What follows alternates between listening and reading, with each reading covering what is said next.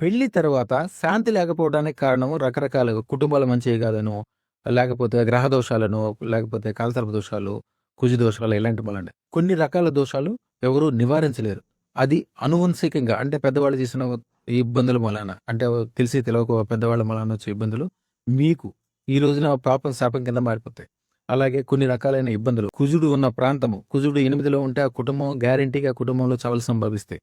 అలాగే ఎప్పుడు తగువులు ఏర్పడతాయి. 2లో ఉంటే ఆర్థిక నష్టాలుంటాయి. 8లో గాని, 12లో గాని ఉంటే వియ్యంకులుగా అంటారు గదా! వాళ్ళకి ఎప్పటికీ పడదు.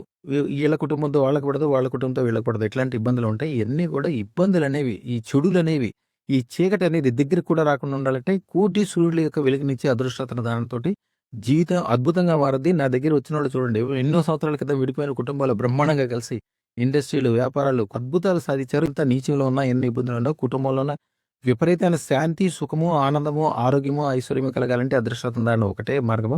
అదృష్టరత్న ధరించండి. ఓం బియా. ఓన్లీ నేను 500 పెట్టుకొని వచ్చిన. ఇక్కడికి వచ్చినా సరే అని 5000 ఆర్డర్ ఇచ్చి మళ్ళీ తీసుకెళ్ళిన. వెళ్ళిన 2 డేస్లో మనకు 2 డీలింగ్లు వచ్చినాయి. రేపు కూడా ఒక డీలింగ్ ఉంది, మళ్ళీ మాట్లాడేది. మంచి సపోర్ట్ కూడా ఇస్తుంది మా ఫ్రెండ్ కూడా. మంచిగా నడుస్తుంది రియల్ ఎస్టేట్. లాకెట్ తీసుకున్నాము.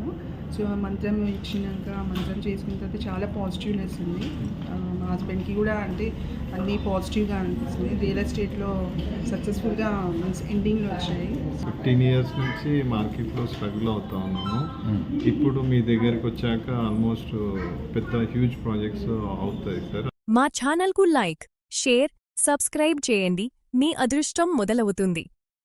అదృష్ట జ్యువెల్స్ను సందర్శించండి. ఏఎస్ రావు నగర్, కాప్రా, హైదరాబాద్.